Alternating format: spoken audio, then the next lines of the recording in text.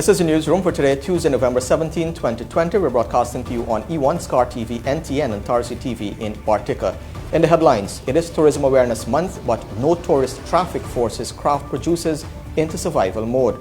Well, this is a sad time for craft business and tourism. Bartica schools closed after teachers and students test positive for COVID-19. In tonight's feature, we tell you how medical evacuations are saving pregnant women and critical patients from the hinterland during the pandemic. And in sport, resilience, bodybuilding and fitness competition to be held virtually on December 12. With the news, I'm Avinash Ramzan. Thanks for joining us. We start off by telling you that Guyanese authorities have pushed ahead with observing the calendar event of Tourism Awareness Month, observed annually in November, but this year it is happening in the shadows of the COVID-19 pandemic. With the economy slumbering since Guyana recorded its first COVID-19 case and death in March, craft producers at the Hibiscus Craft Plaza in downtown Georgetown are still trying to come to grips with the realities. Measures instituted by the government to curb the spread of the deadly disease resulted in the closure of schools, bars, restaurants, the international airports, and businesses which were deemed non-essential.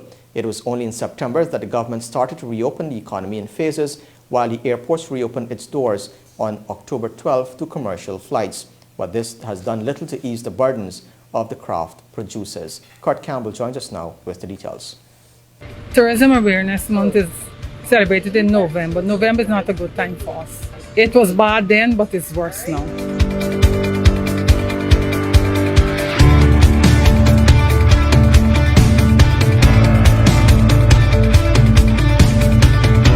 My name is Miss Jacqueline King and I'm the owner of this business, Joyce Craft. My name is Marsha and I'm the owner of Marsha's Leather and Craft. My name is Holly Ann Thomas. This is Natural Touches, stall 12 on the Hibiscus Plaza.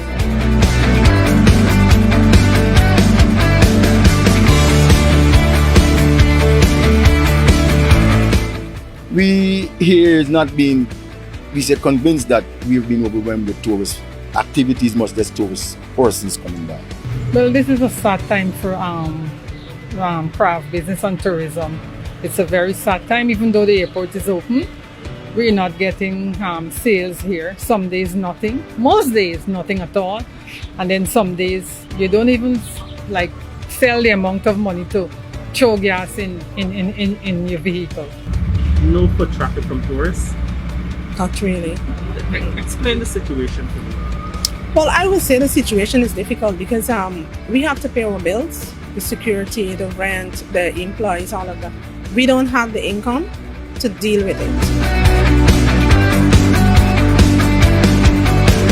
Tourist Awareness Month is a calendar of events being crafted by the Tourism Association. But hence, we here who apply the tourist business or the product, we haven't got the tourist flow. The tourists, they come by, but they come seldomly and they come and do a few purchases, yeah, but we haven't got that impression that there's a tourist month and a tourist bounce. Every day is fishing day, but not every day is catching day. I guess people are more concerned with food stuff and so forth in case anything else to happen. So we're still trying to hold it.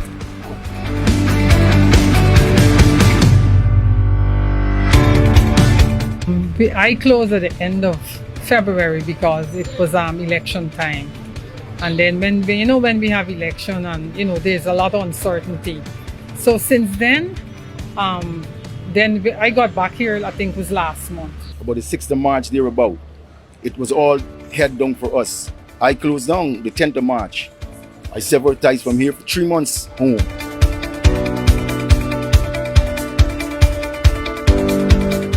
I closed the 3rd of March and I reopened the 2nd of October. And that was a real blow. We closed on late March and opened early July. Between those months, business had deteriorated a lot.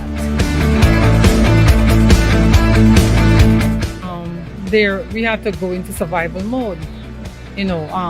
You had maybe resources. Some people may have resources that they had and they had to use it. For me, I live off of the blessings off of my good deeds. Because I actually don't have my employees right now. they're at home still. We cannot afford to pay them and all of that because there is no sales.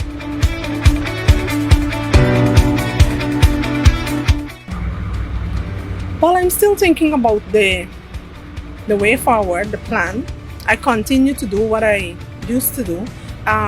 The difference is actually I have to run the business myself because I cannot employ the employee anymore, at least for now until I don't know what happens. So for now, the way forward, I have to run the business and see what happens. We pay $8,000, $7,900 a month to be exact to the post office. So we haven't been paying since then, and the post office is demanding their money. We wrote the Minister of Tourism and all the relevant authorities to see if there's any help that they can give us.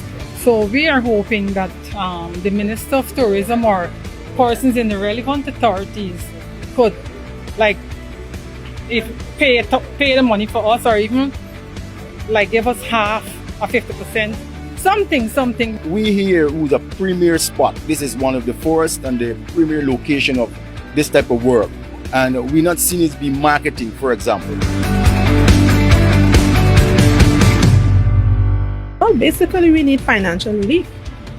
We need to have financial relief because, we depend on this to pay our bills. So if we don't have financial relief, it throws some of us out of business, whereby some of us, our landlords may be a bit lenient with us, but besides that,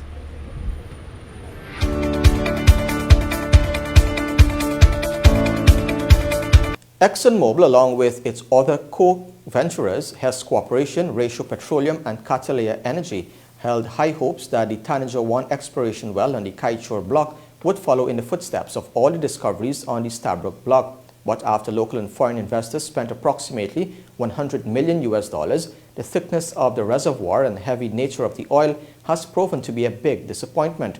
Earlier on Tuesday, Westmount Energy, a United Kingdom investment firm which owns shares in Ratio Petroleum and Catalea Energy, announced that a well encountered heavy oil over 16 meters of reservoir, but is considered to be non-commercial as a standalone development. Westmount stated that the exploration well is the deepest well drilled in the Guyana-Suriname basin to date.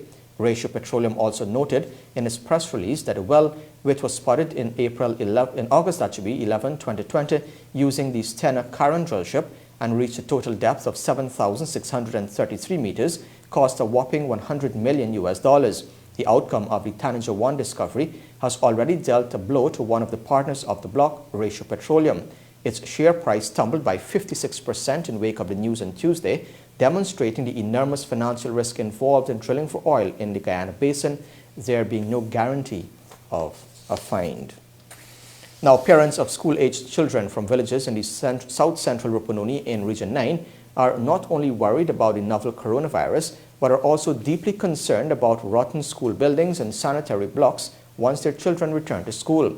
These concerns were raised during a recent Housing and Water Ministerial visit to the villages.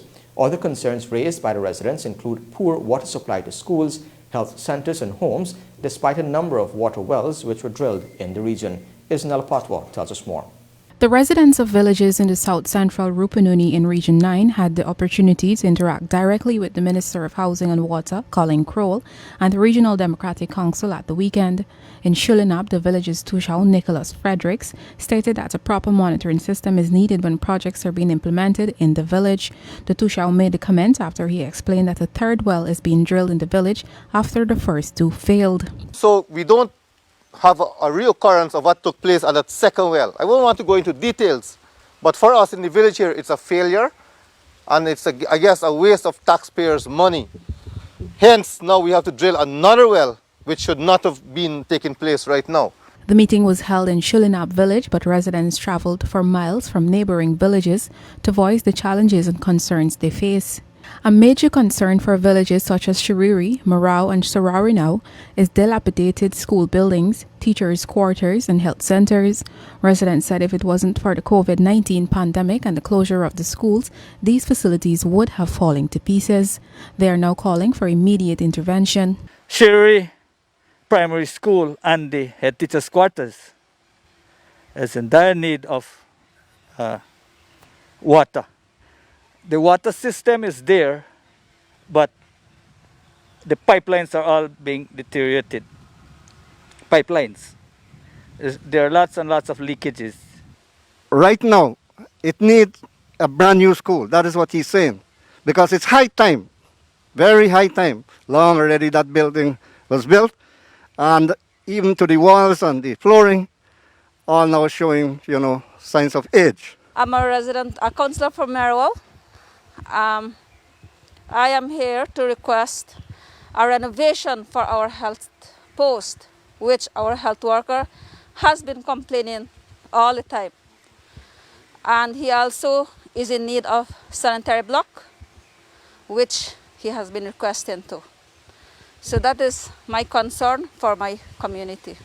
Another major concern is the lack of effective Wi-Fi connection in these villages, along with poor water supply. This is a big issue within the communication sources within our communities. And what I am asking you is that we need signal areas where we can have proper communication being happening within our communities. And in that, we can have proper development in terms of communication. And I know it will benefit the youths and also everybody as a whole. The community over there is requesting for more pipes. We live far from some people are living about a mile out. They're requesting for pipes to run to the house to get stand pipes. The regional chairman, Brian Alicock, after hearing these concerns, said the village leaders now have the task of submitting requests for proposals to the Regional Democratic Council. We have noted those things and we'll be looking at it at our, we have an RDC, but before then we have a budget meeting, right? So we're still looking at 2021. Things are coming in, the program heads are working, and we're gonna sit now and put everything together, put it in, and see what our budget gonna look like. My greatest aim is to link the villages by way of roadworks.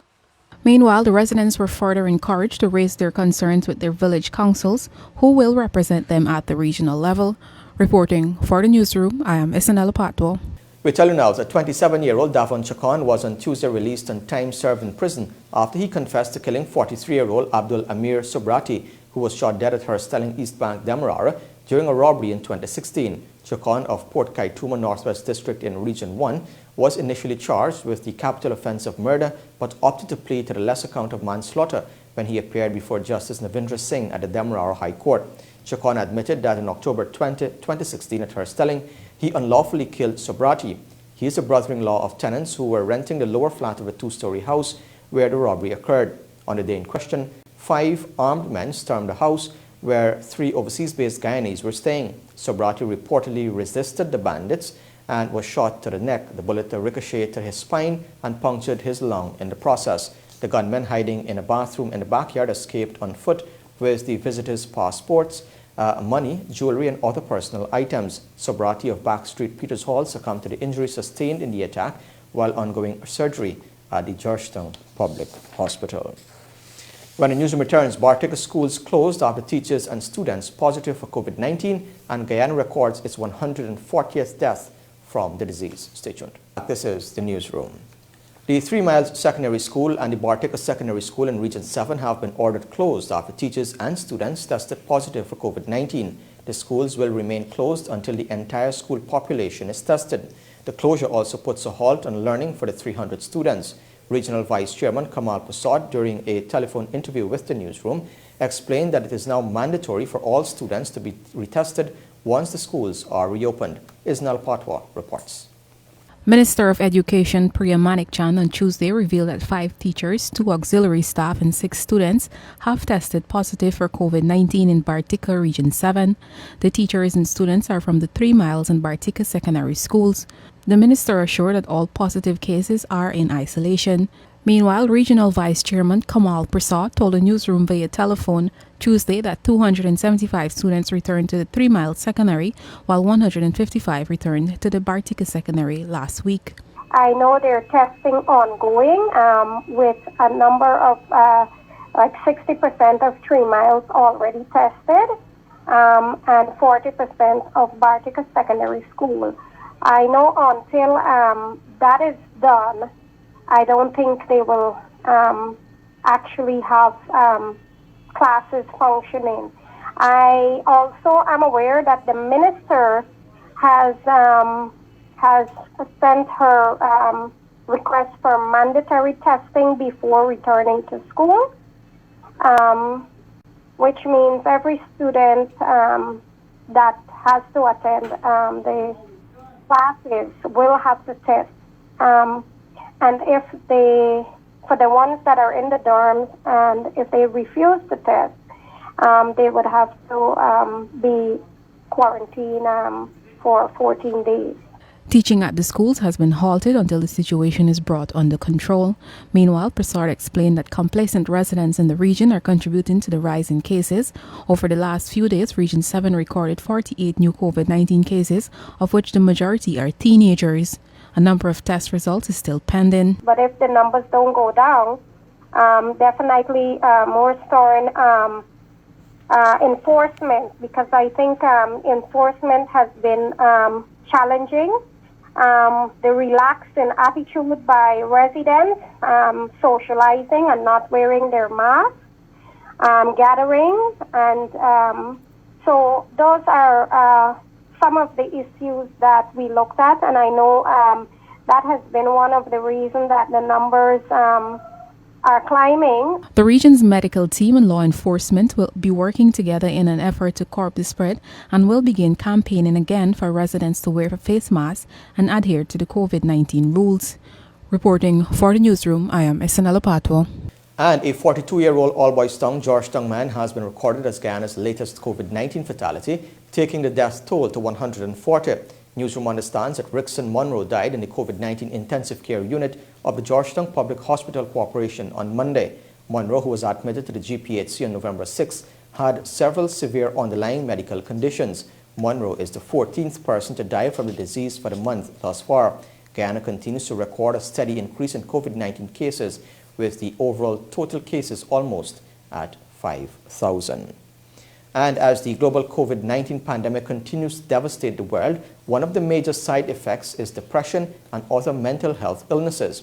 As such, the Ministry of Health is training primary healthcare workers to address mental health concerns in the communities where they work. Subject Minister Dr. Frank Anthony, in his daily COVID-19 update on Tuesday, also urged persons to be supportive of each other through the pandemic. What we're doing is going beyond the mental health unit to persons who are actually in the community working at the primary care level. And so they're seeing patients on a daily basis, they're interacting with people. And it's just adding these set of illnesses for them to pay more attention to. The World Health Organization has said that issues like mental health is going to be among the top 10 issues globally that is causing illnesses.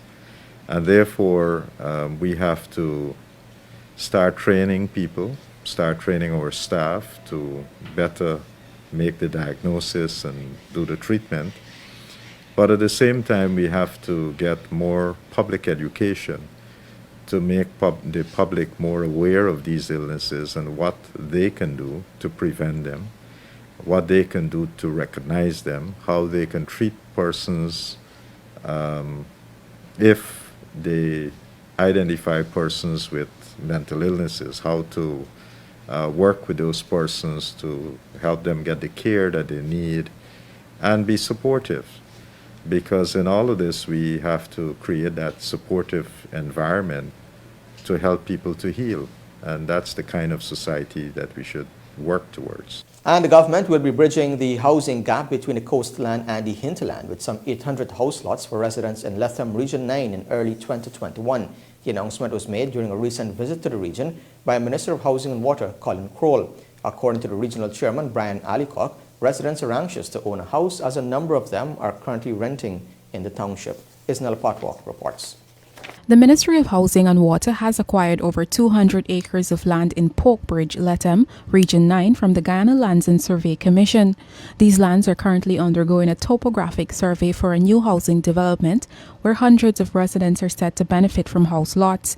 Minister of Housing and Water Colin Crowell visited the area at the weekend and met with residents. And so in the new year, you can expect some allocations being made on that area. We're hoping from that to yield at least about 800 allocations from that 110 acres. Minister Crowell said the housing development program is not limited to just the coastline. He said teams are currently seeking to acquire new lands across the country for future housing development.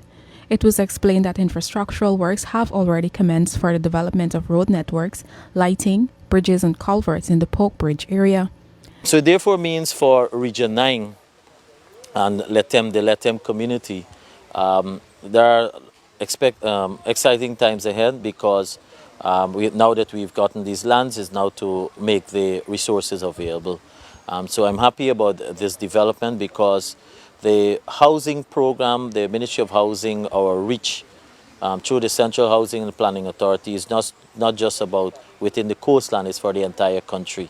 The development of the housing drive in the region will further strengthen the region's economy. Meanwhile, Regional Chairman Brian Allicock also stated there are already a number of applications in the system and it is expected once persons own their land, they will start construction. Residents in Letem can expect to be allocated a house lot in early 2021. Reporting for the Newsroom, I am Isanella Patwo.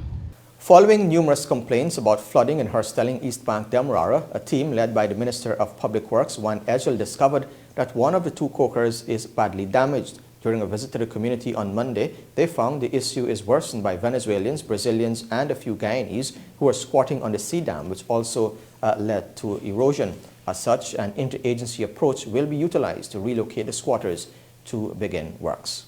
It's in the Herstelling area. We went there to look at a situation when the residents requested roads. But in the Herstelling area, the problem is much bigger than the roads. It's a major drainage issue. We have a coker that has been abandoned. The one coker that is being used is badly damaged.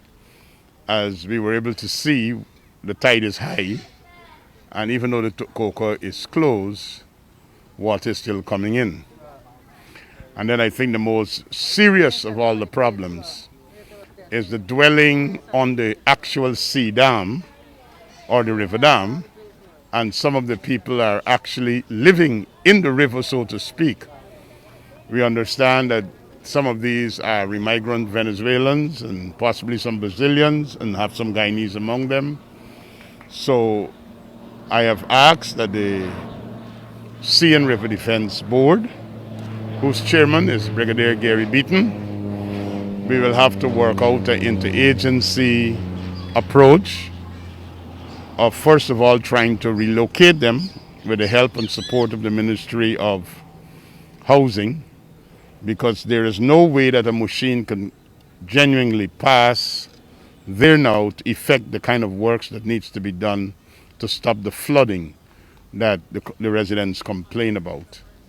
And of course, there's a design issue at the entrance and the highway, which have caused many accidents where there's a lip that needs to do some remedial work. So we'll have to get our people from the ministry to come and effect some changes so we could save some more lives in that area.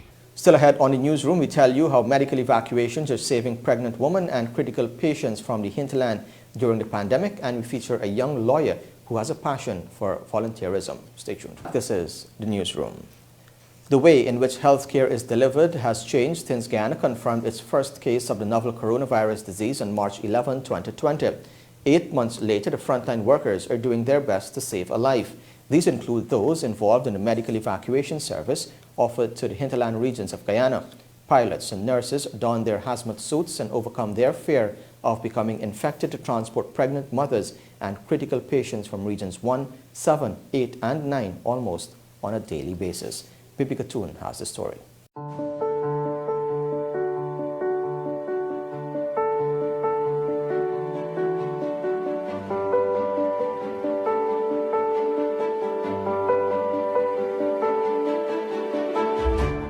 39-year-old Jacqueline Joseph traveled from her home in Philippi Region 7 on November 15th to deliver her baby at the Georgetown Public Hospital in the capital city. This is Jacqueline's third child, but it is her first to be delivered with complications. Her village does not have the doctors or medical equipment to help her in this situation. It was difficult over there. There is no doctor in our interior. There is any health centers and stuff? Health center, yes, but they're not really doctors. There's a midwife, but they don't have proper facilities over there. Where is the health center away from you? It's in my village, yes, but it's not our village don't have doctor, nurses and so on. Only the midwife. As such, she had to be flown to Georgetown on a medical evacuation flight, or what can be termed an air ambulance. So every time persons have like pregnancy or anything, they come out? When they are getting hard time. Jacqueline delivered her healthy baby girl on November 16th.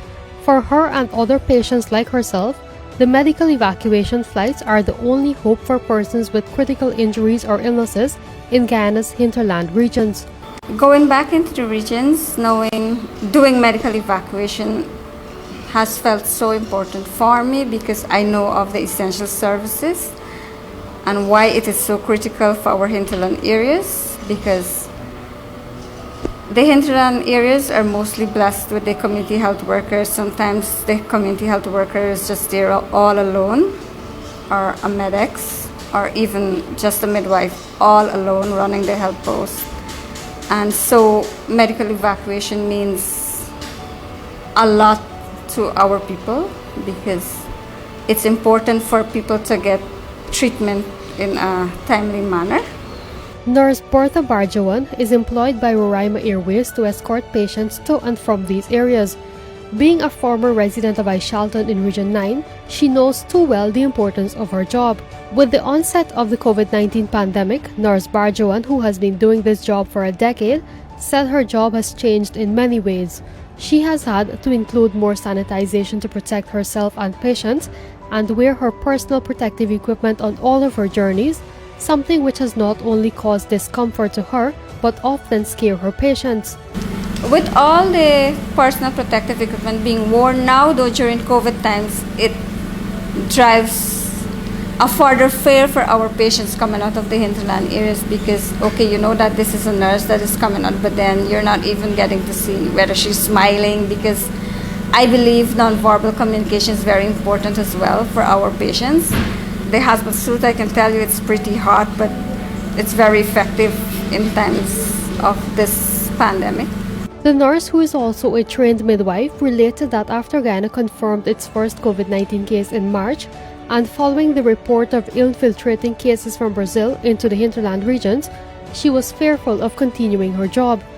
At first, when we started off doing medivacs, early when COVID just got up, or when the pandemic just started, yes, there was a fear because, of course, like everybody else, I have a family, I have kids, and then, of course, I have to come back to work here with my colleagues. However, with strict COVID-19 guidelines in place, she shares the sheer excitement of having saved a life, especially on her night journeys. Of course, I do understand the difficulties for the hinterland communities, and I'm happy that I can give back to the communities. Of course, if we had no medical evacuation, well, then we would begin to lose people. This joy was shared by one of her pilots, the Director of Operations at Roraima Airways, Leary Barclay. I will say it is perhaps the greatest form of human service and national service, and it's actually a privilege to be able to do it. A pilot for 20 years, Leary pointed out that his job changed into that of a frontline worker overnight as the movement of people to outlying regions decreased and medical evacuations increased. Unfortunately for us, we could not afford to stay at home. There are communities in the hinterland that require servicing in order to be able to live. Their only communication with the outside world is that airplane. Their only communication, their only ability to get proper health care in a very big emergency is an airplane coming to get them to bring them back to Georgetown where the good health care is. So unfortunately we didn't have the luxury of staying at home. We had to learn to adapt. One of the things also we saw were the medical evacuation services and some shifting and the amount of medical evacuation services going up. So we had to deal with the fact that COVID is not going anywhere soon. And that is a tough realization to face. Leary explained that some of the protocols implemented by the airline include the placement of a barricade between the pilots and the patients. Everyone flying on the aircraft are now sanitized several times from departure of the Eugene F. Corai International Airport to the Hinterland and back. We had to figure out a way to ensure that we do not share the same air with our passengers because we're constantly out there all the time. And with medevacs now, our contention is in the absence of a COVID test that says negative, all of our medevac patients are COVID positive. We check temperatures. People are being, you saw earlier, people are being sanitized when they land before they leave the aircraft.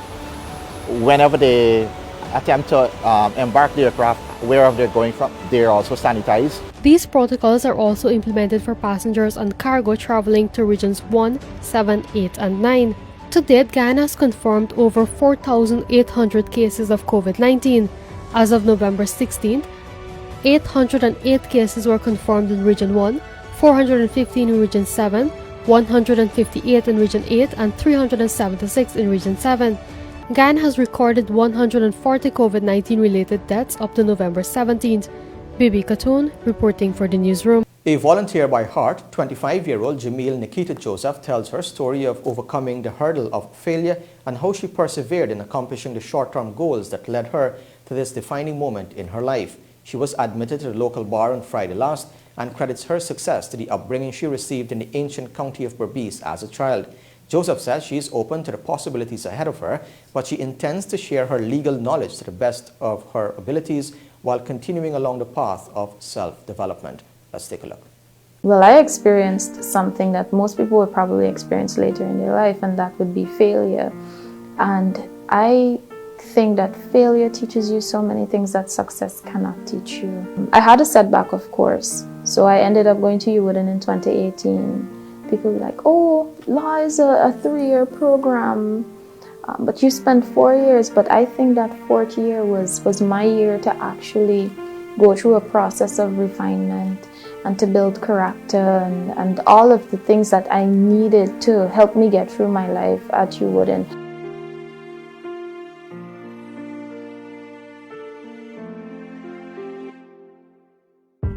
I would just like to say that that is not the end of you.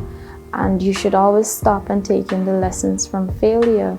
You should learn from your failure, you should grow from it, and just keep pressing forward.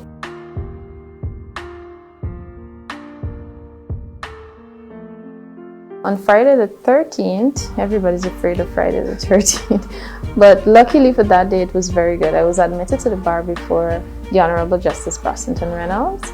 My petition was presented by Mr. Pratish Satram. I've worked with them for quite a few summers from 2015 to now, so why not let them present me, because I'm a product of their firm.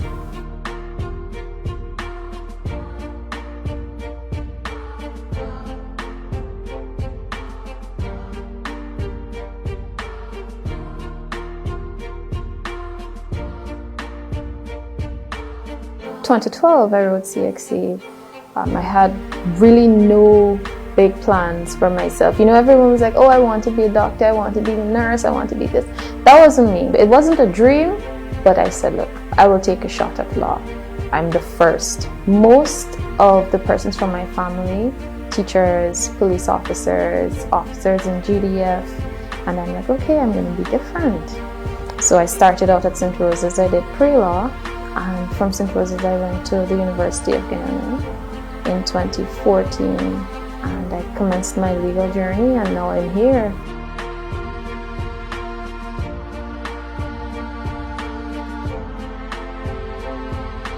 I would say the toughest part came when I had to transition, new environment in Trinidad. I'm accustomed to living with my sister. As country people would say, you know, you're my hand and foot. Well, my sister was my hand and foot. So there were many sacrifices along the way. Tight budget? A very tight budget, and you know, everything eventually it fell into place.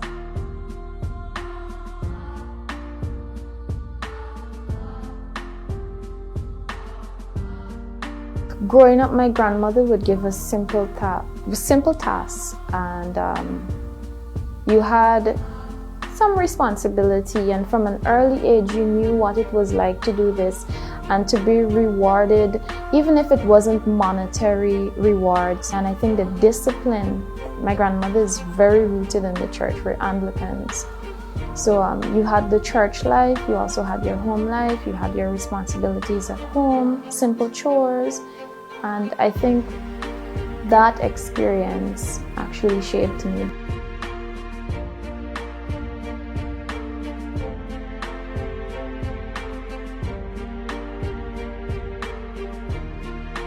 Volunteerism for me started even growing up in Burmese. Simple acts. I would have participated in my first primary school, that would be Hopetown Primary. But the real and true volunteerism came about when I moved to town and I started off in the Georgetown Stagwell Players Club. I'm a chartered member of that club. I'm currently a part of the CDC Volunteer Corps. I'm still with them. We're trained in disaster-based risk management.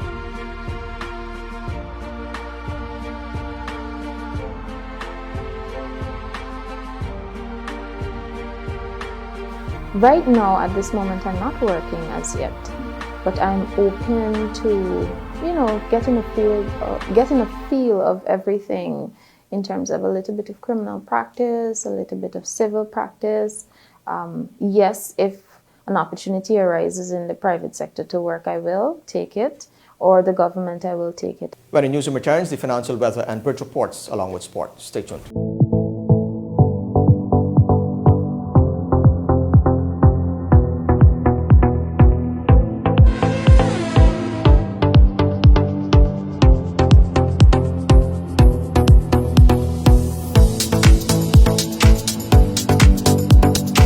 Welcome back. Now for a look at what's happening in sport. We're starting things off with some bodybuilding news. The Guyana Bodybuilding and Fitness Federation has teamed up with the Ministry of Culture, Youth and Sport to stage what is dubbed the Resilience Bodybuilding and Fitness Competition, set for December 12 at the National Cultural Center. The event will be done virtually and will be streamed on all popular social media networks, the Federation said in a press release on Tuesday. The Federation highlighted that the event, to be held under strict COVID-19 guidelines, is geared to celebrate life, health, fitness and other resilience. That should be our resilience as Guyanese, while promoting healthy lifestyle and healthy living. Athletes, judges and other officials in the venue would be mandated to observe the social distancing guidelines while also wearing a face mask. A total of 36 athletes will compete in 4 segments, namely bodybuilding lightweight, those are athletes under 165 pounds, bodybuilding heavyweight, athletes over 166 pounds, bikini and men's physique. The reigning CSC gold medalist, multiple-time Mr. Guyana champion, and one of Guyana's top elite athletes, Kerwin Clark, will take up the honors of guest posing for Guyana on the night of the competition. We tell you now that national swimmer Leon Seaton Jr. is making positive strides on his FINA scholarship in Florida. After just 2 weeks of training, the 16-year-old is faster than before. He updated Akeem Green on his progress on Tuesday. Seaton Jr. has been at Azure Florida Aquatics since the start of this month and swam his first meet, a short course meet that is, this past weekend. Notably, since March, he's not been able to train when he was in Guyana and still managed to shave some considerable times off his entry time. In his 2 focus events, the 50-meter freestyle, he entered seeded at 46 with a time of 24.75 seconds and managed to finish 18th in a time of 23.1 second. While in the 100-meter freestyle, he was seeded at 35 with an entry time of 53.13 seconds and managed to bring that down to 50.11 seconds. I'm extremely pleased being the only 2 weeks into the scholarship program, and I've already hit a competition just to test my strengths after being out of the pool like for almost months, 7 months probably, since March. It's been a great show in the water for me. During the 2 weeks period, I came when the Azure team was actually in a taper, because most of the swimmers, they went to a different competition, the US Opens, to try to see if they can qualify. I believe one female, Selena Marquez, she actually made the B cut for the 100 backstroke, so she actually qualified. But the regimen would be very, very, very rough for me. It's not anything challenging. The only thing that I would say is being challenging for me right now are the kick sets. I'm really pushing and trying to keep up there with the pack. The Olympic qualification will come from his exploits on the long course events, and Seaton Jr. said he felt this is a positive start.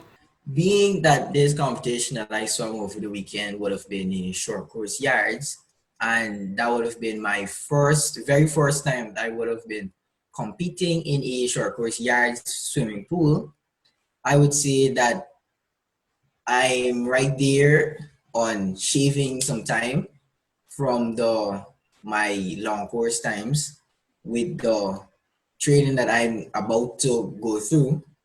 So it's not anything going to be hard for me, I believe. His main intention of qualifying lies in the 50-meter freestyle, and he will still have to reach a time of 22.67 seconds for the B time, or ideally 22.101 seconds for the A time.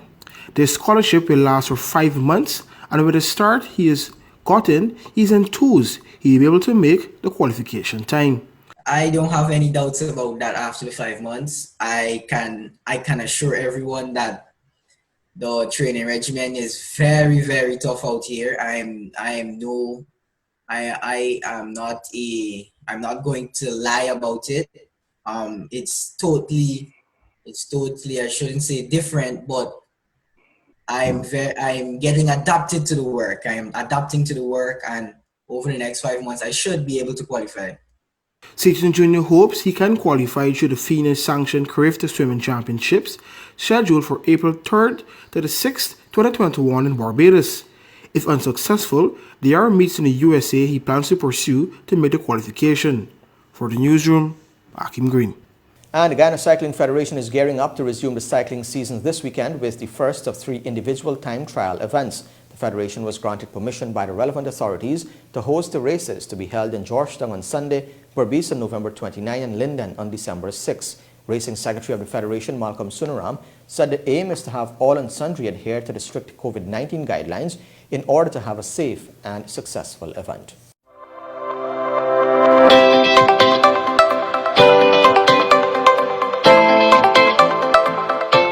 I must say, I must extend my thanks to the COVID Task Force for granting us permission, as well as our minister, our newly installed Minister of Sports, for accommodating us. As you would know, since the COVID pandemic, cycling has taken a backseat, whereas we have decided not to hold any events. Well, we couldn't hold any events, and as such, cycling was predominantly dead for the entire year. When we were told that there was a possibility to get us back on track, but obviously we had to go through certain channels, which we did. We wrote a letter applying for permission on the 19th of October, and last week we got the permission. On Thursday I got the call. So right away we sprung into action. We started calling around our people, and because the guys were anxious to get back on the bike, we have not stopped the guys from training. They were training in small groups and so forth. We were trying to get it out there for them to maintain themselves in a proper manner, meaning they follow the COVID guidelines and so forth. But like I said, we got the permission on Thursday, and right away we started. In order to facilitate the COVID guidelines, there's only one particular race that can answer such guidelines, which would be the individual time trial. Now, an individual time trial is a race where competitors are timed individually on a set distance over a course or track. Basically, it's dubbed the race of truth. It's the race against the clock. So we said that once we have one person at a time, that would more or less comply with what we have to do. Right. We intend to run this race based on the cyclists will line up 6 feet apart and await their turn to start. Each cyclist will start with the timekeeper signals them to start. The cyclist will then proceed along the route to the finish line. At the finish line, another timekeeper will record the cyclist finishes, the time that they finish in. The proposed guidelines that we're doing, we're asking for a pre-registration at the so this way we won't have the amount of people come into a table and so forth. So pre-registration will be required to ascertain the number of cyclists. We're asking that cyclists only have one chaperone to assist them in anything they need. Based on the pre-registration, we can now allocate the start times and the participants and even stagger arrivals accordingly. Right. Persons will be checked before using a temperature gun. We have a temperature gun already. As well as we're asking all officials to wear masks during the entire event.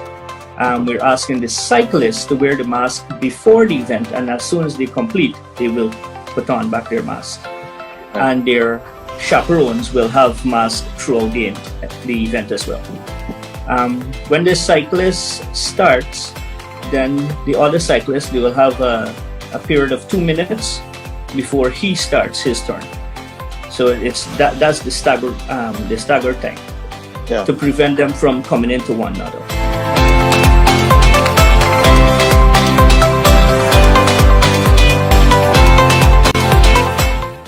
Athletics news now. The 18th edition of the South American 10K race will in all likelihood be an all Guyanese competition, according to the Athletics Association of Guyana President Aubrey Hudson. Akeem Green spoke to the president and filed this report. The current circumstances regarding the pandemic means the event will not be open to its usual foreign competitors. Last year, competitors as far as from Kenya came and dominated the event. Hudson said the only possibility of foreign competitors are from Suriname, and that's only if they get the permission to travel, since the border is only open for essential needs. We're not opening that ourselves that wide as yet. The only thing we may extend an invitation is to Suriname, and that's if their borders are open to us. We know when Suriname would have held their southern portion of the South American 10K, they did not venture into inviting athletes from Guyana simply because of the border issues that, the borders being closed. So we don't intend to stretch, things that far. We know our athletes here are hungry for competition, and, we're opening up in this small way so that we can provide the necessary competition for them moving forward. On Tuesday, Hudson explained to Newsroom Sport, instead of the usual route along Carifesta Avenue, which culminates in the National Park, they prefer to keep the event at Leonora, West Coast Demerara. It allows for the finish to be done at a synthetic track, and means those watching will have to do so from the stands instead of the usual congestion in the park. This is also being done to ensure there is the necessary social distancing. Over the weekend, the AAG held a cross-country run, the first event since the pandemic, and according to Hudson, it was a good test of the logistic strength of hosting events amidst COVID-19. From a logistic call standpoint, we were able to test our ability to run competition under the existence of COVID-19 still lingering in the air. We would have, taken a lot of precautions, ensuring that, all of our athletes had on proper protective gears and that kind of stuff during the event in terms of post and prior to them going out to compete. We didn't expect them to be running in mass. but we ensured that coming into the venue that they had proper covering and that kind of stuff, face masks and everything else. Outside of that, we were able to run out the events on a timely basis. Over the weekend, seasoned campaigner Jonathan Fagundes stopped the clock at 30 minutes and 17 seconds to win the 8 km cross-country race in New Amsterdam on Sunday. Lyndon Phillip was 5 minutes behind with a time of 35 minutes 42.34 seconds. Calvin Thomas finished third in the male open race with a time of 36 minutes 29.25 seconds. The male 16 to 19 category, which is contested over 6 km, was won by Antoine Wright, while the 2 km race was dominated by Joshua Lamb. The male 13 to 15 race, which is 2 km as well, had 9 participants, with Samuel Henry coming out on top. Of the 8 females who contested the 13 to 15 2 km race, Jennifer Bias produced a time of 12 minutes 3.96 seconds to win. The female 6 to 12 race was won by Marissa Thomas, while the boys' event went to Zachary Favorite of Hoover Lights. For the newsroom, Akim Green. And finally, limited overs batsman Brandon King said he's proud to wear the maroons of the West Indies cricket team. The Jamaican is part of the West Indies squad to face host New Zealand in 3 T20s from November 27 to 30. He spoke to Cricket West Indies media personnel Dario Bartley at the weekend. Tell the fans, what is your West Indies jersey number and why do you use it? I wear number 53. Growing up, Ramnaresh Sarwan was my favorite cricketer and he used to wear 53, so I always decided that, if I was given the opportunity to play for West Indies, I would definitely pick that number. Tell me about your first match in the famous maroon. Where was it? Against who? How did you feel? What was the result? That type of thing. Yeah, I made my debut against Afghanistan. We played in Lucknow, which is in India, and the first T20 I didn't do too well, but came out with the win. I would say that I was a little nervous at first, but after those few first balls I was alright. It was a really proud moment for me, and I was very excited to be there. What has been your favorite moment so far wearing the maroon of the West Indies? My favorite moment would be when we won the T20 series in Sri Lanka. I think the team did very well. It was a very convincing win, and the guys were very happy. It was just a good time over there. And what do you say your favorite thing is about being a part of this West Indies squad? Just getting to do what I love. Cricket is what I love, and I enjoy being around the guys from all the islands. I don't get to see them all that often, especially now. With COVID, it's been difficult. So I enjoy what I do. This is the best job in the world to me, and that's it. And finally, what would Brandon King's personal message be to the fans rallying behind the men in maroon? We're all hungry here. During COVID, the tournaments have been very scarce, and we're all excited to be here, and we're working very hard to make you guys proud on the field, and just support us in any way you can. I know that the time difference will be difficult to take the games, but we'll put out our best all the time. And with that, we've come to the end of the news for this evening. Of course, you can find updates on these and other stories on our website, Newsroom.gy, our Facebook page and Instagram. On behalf of the entire news team, my name is Avinash Ramzan. Thanks for watching. Be safe. See you next time.